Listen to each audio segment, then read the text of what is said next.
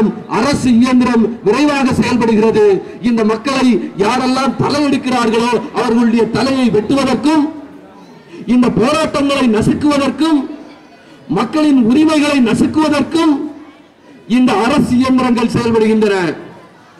இன்று கூடங்கோட்டிலே நிறுவப்படக்கூடிய இந்த அணு உலை ரஷ்யாவிலிருந்து இறக்குமதி செய்யப்பட்டது. இந்த ரஷ்யா 1986களுக்கு பிறகு அணு உலைகள் நிறுவுவதை நிறுத்திவிட்டது. ஏன் நிறுத்திவிட்டது? அப்போது இருந்த சோவியத் அரசில் யுக்ரைன் நாட்டில் செர்னோபில் என்ற இடத்தில் 1986ஆம் ஆண்டு ஒரு விபத்து ஏற்படுகிறது. இந்த விபத்து பல்லாயிரக்கணக்கான மக்களை கொல்கிறது. அதனுடைய பாதிப்பு இன்றளவும் அங்கே தொடர்கிறது. அந்த அணு உலை விபத்து நடந்த இடத்தை எப்படி மூடியிருக்கிறார்கள்? அதாவது கன அடி 30 கன அடி அளவிலே கான்கிரீட்டுகளை செய்து ஒவ்வொன்றாக அடுக்கி அடுக்கி அடுக்கி அடுக்கி அந்த அணு உலை வெடிப்பு அல்லது அணு உலை விபத்து நடந்த இடத்தை முழுவதுமாக மறைத்திருக்கிறார்கள். என்றாலும் கூட அதனுடைய கதிர்வீச்சு நின்றிருக்கிறதா என்று கேட்டால் இல்லை.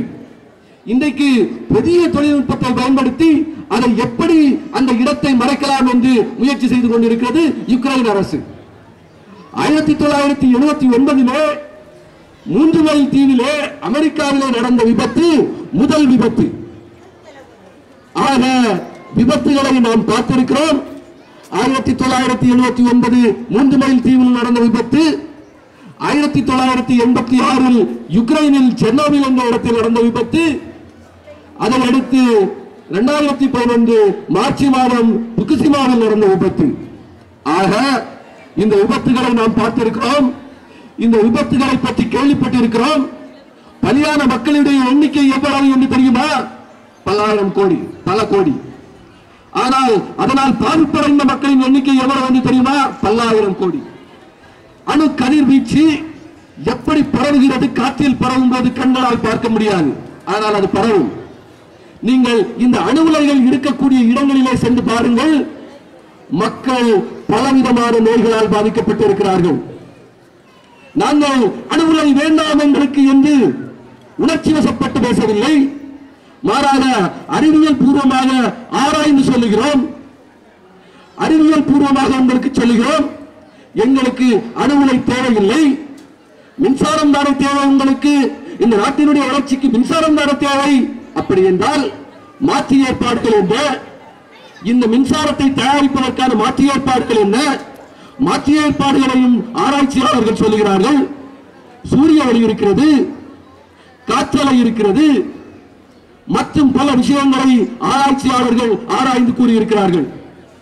ஆக அரசு இந்த சூரிய ஒளி உற்பத்தி, சூரிய ஒளி மூலமாக மின்சார உற்பத்தியை தயாரிப்பதற்கும், காற்றாலை மூலமாக மின்சார உற்பத்தியை தயாரிப்பதற்கும் ஏன் தயக்கம் காட்டுகிறது?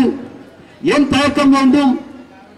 15,000 கோடியை இன்றைக்கு முதலீடு செய்திருக்கிறோம் என்று சொல்லுகிறீர்களே. நாங்கள் கேட்கிறோம், 1,80,000 கோடி நிலக்கரி ஊழலிலே நீங்கள் ஊழல் செய்தீர்கள், எங்கே போயிட்டு இந்த பணம்?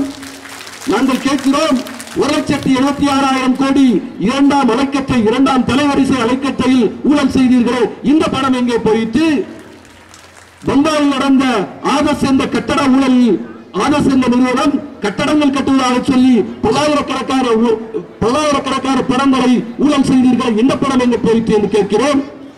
காமன்வெல்த் என்ற போரையிலே 50,000 கோடியை செலவழித்தீர்களே, இந்த பணங்கள் எங்கே போயிட்டு என்று கேட்கிறோம். இன்றைக்கு 15,000 கோடியை பற்றி நீங்கள் கேட்கிறீர்கள். 15,000 கோடி யாருடைய பணம்? என்ன அரசு, மத்திய மாநில அரசுகள் எங்கிருந்தோ கொண்டு வந்தார்களா? இல்லையே, எங்கள் பணம் தானே, மக்கள் பணம் தானே, மக்களுக்காகத்தானே இந்த பணங்கள், மக்கள் பணம் தானே, மக்களுக்காகத்தானே என்று நாங்கள் அதை மூட சொல்லுகிறோம். மக்களுடைய இந்த வாழ்வாதாரத்தை பாதிக்கக்கூடிய இந்த அணு உலை ஏன் வேண்டாம் என்கிறோம்? மக்களுக்காகத்தானே வேண்டாம் என்கிறோம். இந்த அரசு மக்களால் நிறுவப்பட்ட அரசு தானே. மக்களுடைய வாதத்தை கேட்க வேண்டுமா, இல்ல பன்னாட்டு முதலாளிகளுடைய வாதத்தை கேட்க வேண்டுமா? உச்சநீதிமன்றத்திலே செப்டம்பர் 13ஆம் தேதி தீர்ப்பு வருகிறது. என்ன தீர்ப்பு வருகிறது? எரிபொருளை நிரப்பலாம் என்று தீர்ப்பு வருகிறது. எரிபொருளை நிரப்பலாம் என்று தீர்ப்பு வருகிறது. உயர்நீதிமன்றத்திலே வழக்கு போட்ட போதும் எரிபொருளை நிரப்பலாம் என்று தீர்ப்பு வருகிறது. உச்சநீதிமன்றத்திலே போன போதும் எரிபொருளை நிரப்பலாம் என்று தீர்ப்பு வருகிறது. சட்டங்கள் யாருக்காக அமைக்கப்படுகின்றன? சட்டங்களை அமைப்பது மக்களுக்காகத்தானே. ஒரு சட்டத்தையோ தீர்ப்பையோ வழங்கும் போது யாரை கருத்தில் கொண்டு சட்டத்தையும் தீர்ப்பையும் வழங்க வேண்டும்? சட்டத்தை யாரை கருத்தில் கொண்டு வைக்க வேண்டும்? தீர்ப்பை யாரை கருத்தில் கொண்டு அமைக்க வேண்டும் என்று கேட்டால், சட்டங்கள் மக்களுக்காக, தீர்ப்புகள் மக்களுக்காக. தீர்ப்புகள் மக்களின் நலனில் அக்கறையுள்ளவையாக இருக்க வேண்டும். அது யாராக இருந்தாலும் சரி. 11,000 கோடியை வோடாபோன் கேஸில், வோடாபோன் வழக்கில் இந்திய அரசுக்கு தரப்பட வேண்டிய 11,000 கோடியை வோடாபோன் நிறுவனம் எடுத்துக் கொள்ளலாம் என்று சொன்னது உச்சநீதிமன்ற தீர்ப்பு. 11,000 கோடியை வோடாபோன் வழக்கில் இந்த வோடாபோனுக்கு நீங்கள் அனுப்பலாம், கொடுக்கலாம் என்று சொல்லுகிறது உச்சநீதிமன்ற வழக்கு. இது யாருக்கு சேர வேண்டிய பணம்? மக்களுக்கு சேர வேண்டிய பணம் அல்லவா? இந்திய கஜானாவுக்கு சேர வேண்டிய பணம் அல்லவா?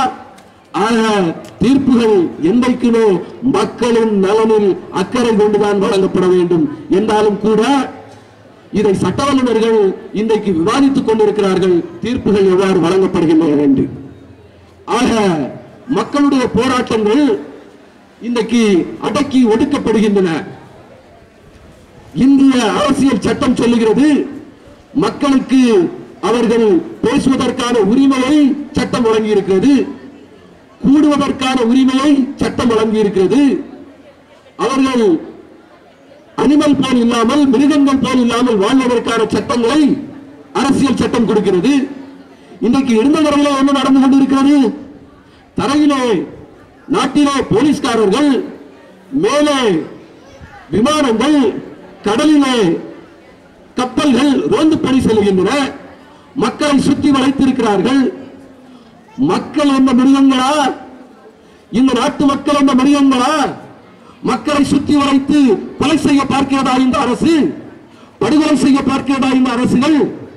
ஏன் படுகொலை செய்ய வேண்டும்? ஏன் மக்களை இவர்கள் படுகொலை செய்ய வேண்டும்?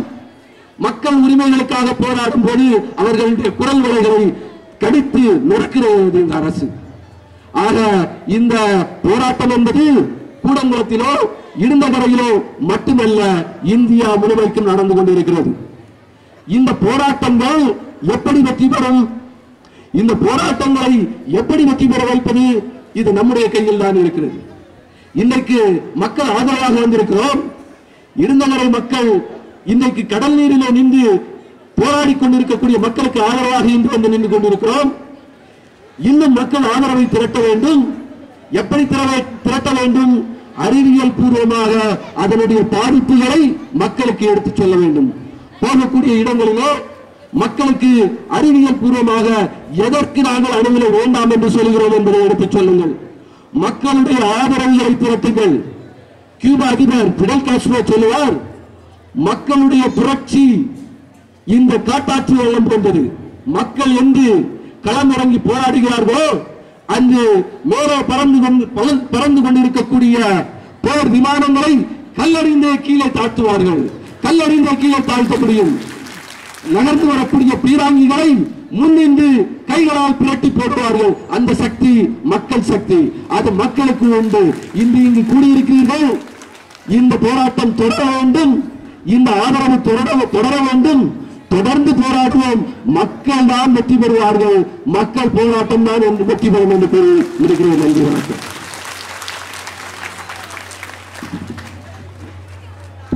மக்களால் நடத்தப்படும் இந்த மக்கள் போராட்டம் கண்டிப்பாக வெற்றி பெறும்.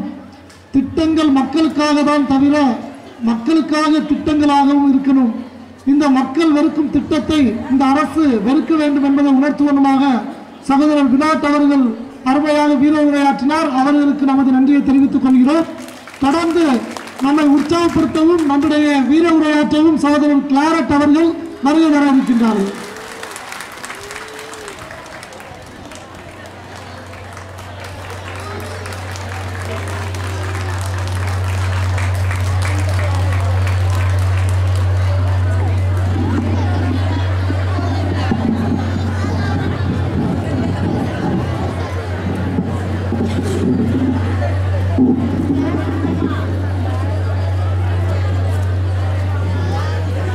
அன்புக்கும் மரியாதைக்கும் உரிய பெரியவர்களே, அருமையான தாய்மார்களே, பல்வேறு கிராமங்களிலிருந்து இங்கு வந்திருக்கின்ற ஊர் நிர்வாகிகளே, எழுச்சியோடு நடக்கின்ற இந்த உண்ணாவிரத போராட்டத்திற்கு தகுந்த ஒருங்கிணைப்பை செய்து கொண்டிருக்கின்ற கன்னியாகுமரி நிர்வாகிகளே, இளைஞர்களே, அன்பு மக்களே, இந்த போராட்டத்திற்கு ஆதரவு தெரிவிக்கின்ற விதத்தில் வந்திருக்கின்ற பல்வேறு கட்சிகள் மற்றும் அமைப்புகளை சார்ந்தவர்களே, இங்கு திரண்டிருக்கின்ற மாபெரும் மக்கள் எழுச்சி